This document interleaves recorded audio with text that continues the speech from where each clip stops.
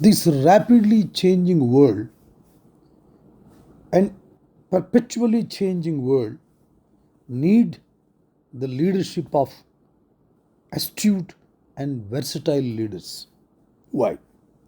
An astute leader is a manager or owner who has the insight to recognize opportunities and challenges and the ability to realign his principles, strategy, and tactics of the company resources to deal with the change. Astute leaders are acutely aware of the business environment and know when change is necessary. They form good relationship with everybody in and around them.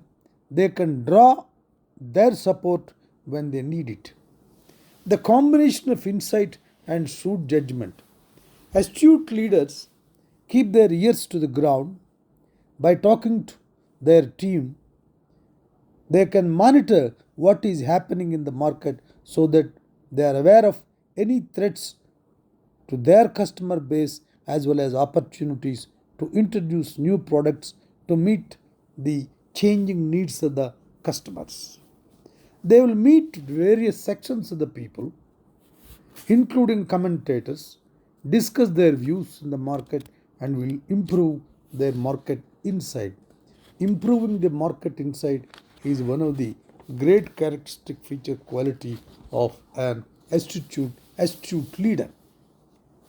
An astute leader recognizes and respects the contribution of his team, consisting of employees, supervisors, managers, and several hierarchical members.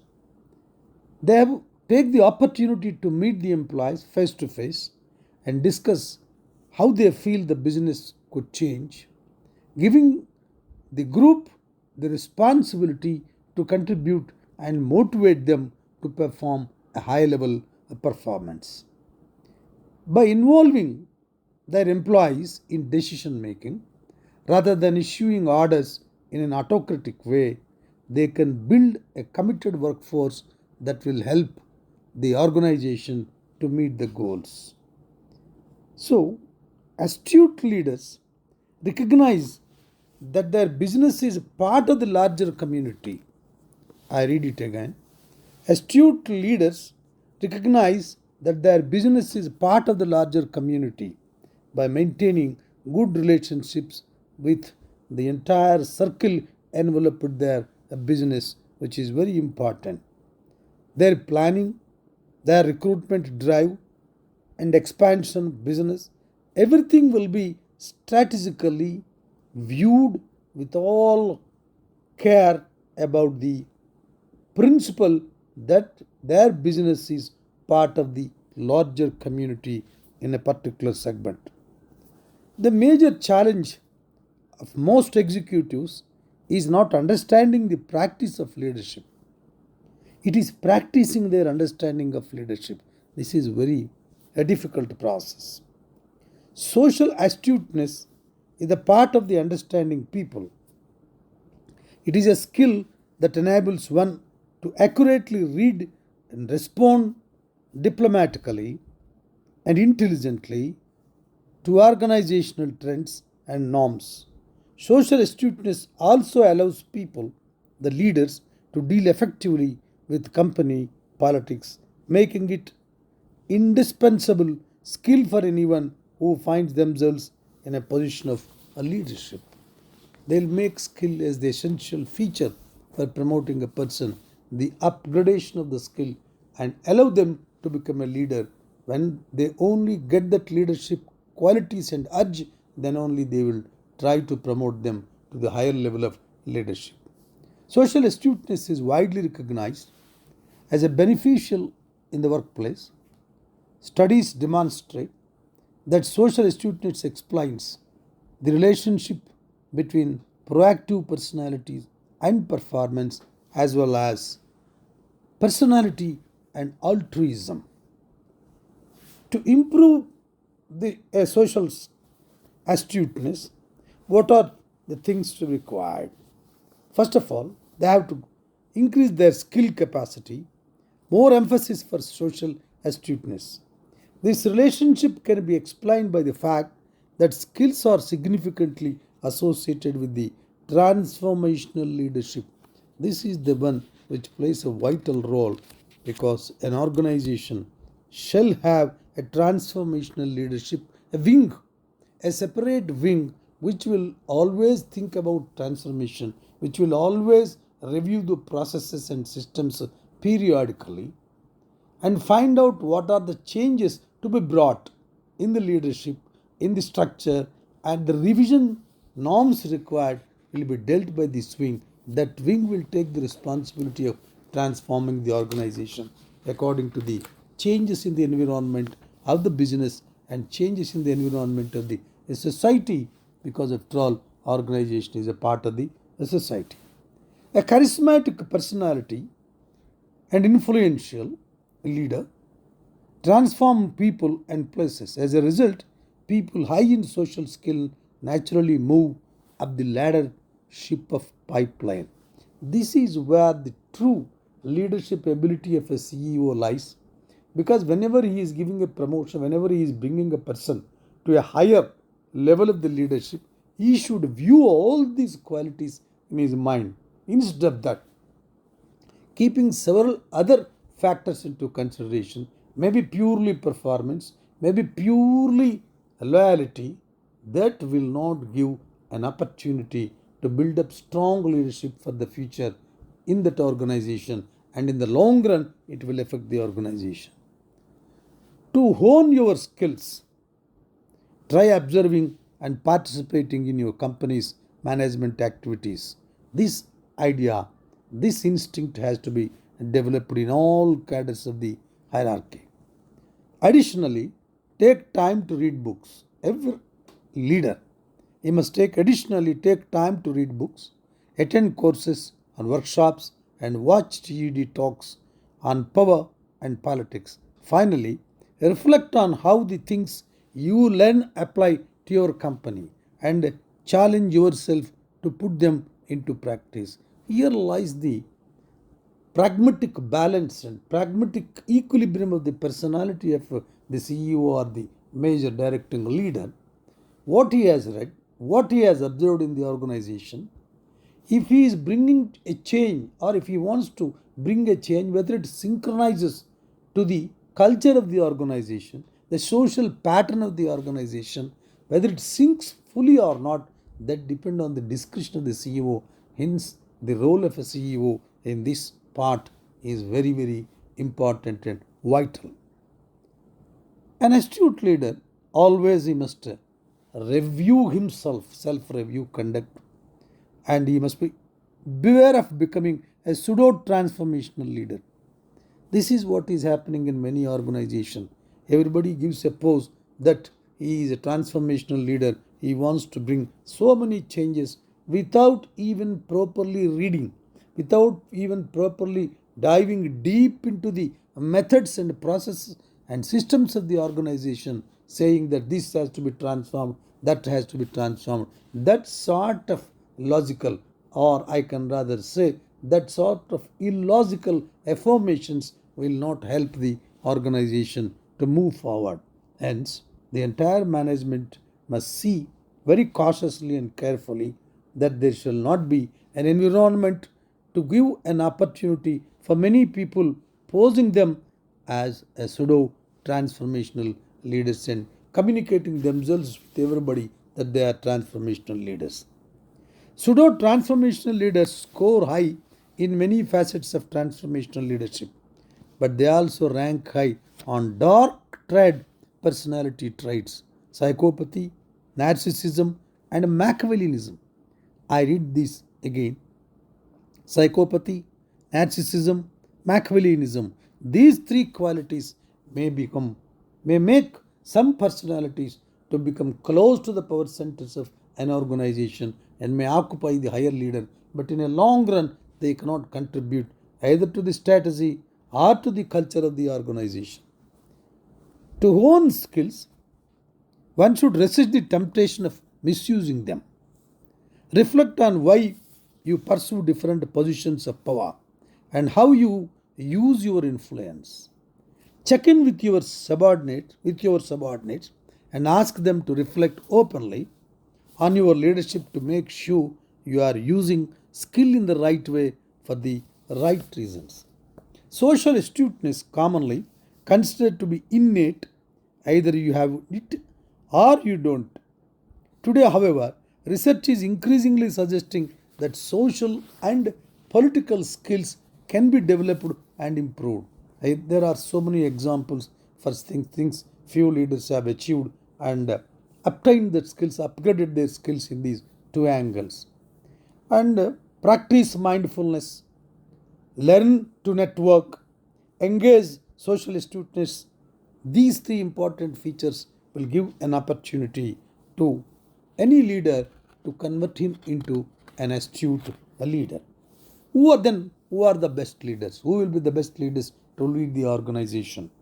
Whether it is astute leaders or versatile leaders. In general, initially, people say that best leaders are versatile ones. It does not mean that we are undermining the characteristic features of astuteness. But what is versatility? Why versatility is required in a perpetually and constantly and rapidly changing the world of leadership? It's not an overstatement to say that versatility is the most important component of leading effectively today. Two big challenges characterize leadership today. One is the need to juggle a growing series of paradoxical demands like do more with less, cut costs, innovate, think globally, locally, and all these sorts of slogans. The other is unprecedented pace, we can say disruptive changes brought into the market, fluctuations by various technological developments, or changing the managerial styles of your opponent or those people, those organizations in the same field which you are running your business. This speeds up the interaction of these demands and simultaneously increases the pressure on the organization to adapt. Then let us go for the definition. What is versatility? In short, versatility is the capacity to read and respond to change with a wide repertory, complementary skills and behaviors. Leaders are typically better at reading change than they are in responding to it. Here, the responding is more important, largely because developing a broad range of behavior requires a systematic effort that often pushes them out of their comfort zones.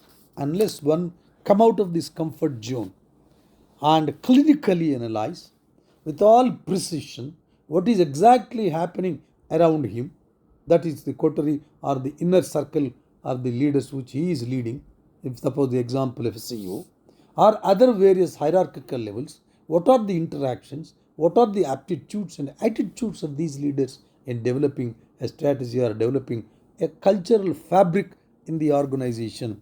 Both astute leadership and versatile leadership play a vital role, but here the versatile leadership has an edge over because it is versatile. How you lead makes the distinction between forceful enabling leadership. Forceful leadership is about asserting personal and positional power. Enabling leadership is about involving others and bringing out their best. Both include specific pairs of behaviors. They are taking charge versus empowering, being decisive versus being participative, and being demanding versus being supportive. This is the crux. This is the most important part of the management philosophy, which is being discussed with several styles of leaders, which are being discussed in the larger interest of the progress of an organization. Similarly, what you lead makes the distinction between strategic and operational leadership. Strategic leadership is about positioning the organization to be competitive in the long run. The word long run is very important. Operational leadership is about implementation and getting things done. Both also include specific pairs of astute leadership and also versatile leadership. That is the position. Developing of these both qualities is the job of learning and development. Here, the persuasion The pressure building and continuously pursuing and monitoring of the learning and development wing shall be done by the number one. If he has no time, it must be addressed or attached, or it must be adapted by few intellectual oriented, highly interactive people. If this is monitored by that group, definitely learning and development wing can improve this aspect to a quite lot of extent. The first step toward helping leaders to develop versatility is assessing their current ability. Specifically, the word current ability is to use an executive mix in the above behaviors. The above mentioned behaviors, how far can be admixtured as a judicious combination and as a judicious mix to run this organization to a positive ladder. The test of the first rate intelligence is the ability to hold two opposite ideas in the mind at the same time and still retain the ability to function. I will read it again. This is one of the greatest qualities a leader who is running a big organization should have. The test of a first rate intelligence is the ability to hold two opposite ideas in the mind and at the same time and still retain the ability to function. How do you develop this versatility? If versatility is central to effective leadership but is also a rare, how can managers become more versatile leaders? This will be a discussion normally happen in the corridors of the organization. Over the years, lot of research work has pointed out it can be demonstrated three broad strategies, three broad stages and strategies. The first is learning from a variety of different and challenging work experiences. Once again, I'll read this beautiful sentence. The first is learning from a variety of different and challenging work experiences that can broaden the perspective, promote a wider range of skills, and provide a network of colleagues with different expertise to formulate a point of view. That is versatile leaders' quality. The second is ongoing feedback and development. It is crucial to get the input about the impact of his strategy and his changed behavior or the changed behavior of his group.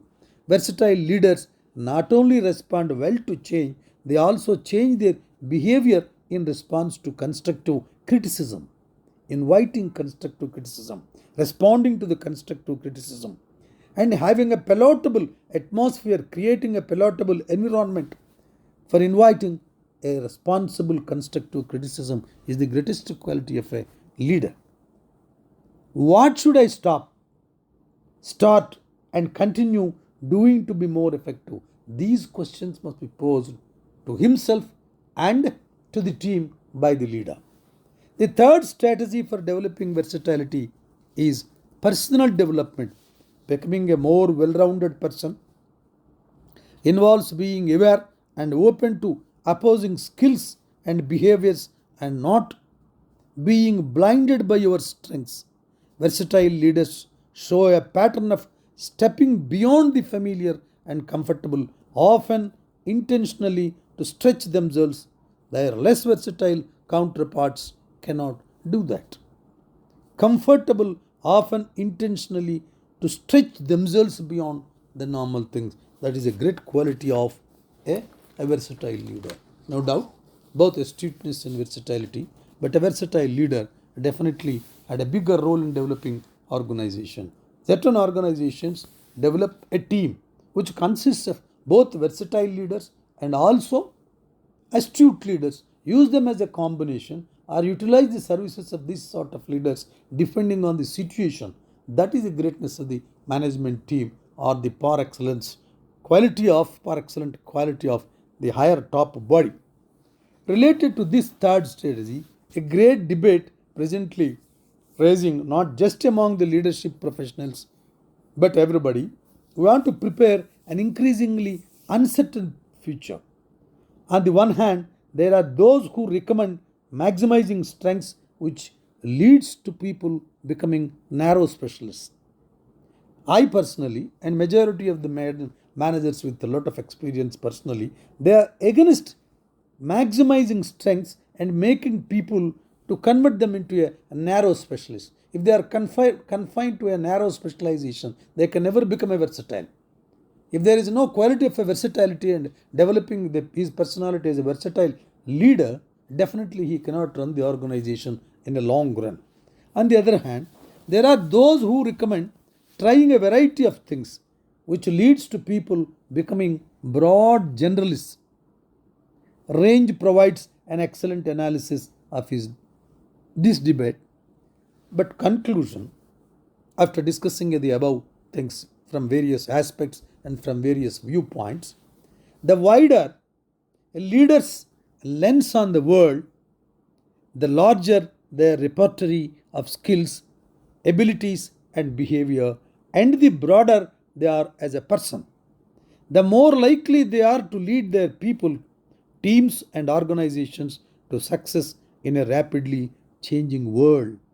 The lens of the world, larger their repertory of skills, abilities, and their capacity of behaving, changing the behavior of others and changing their behavior depending on the change in the organizational behavior of the organization, they will succeed as a leader.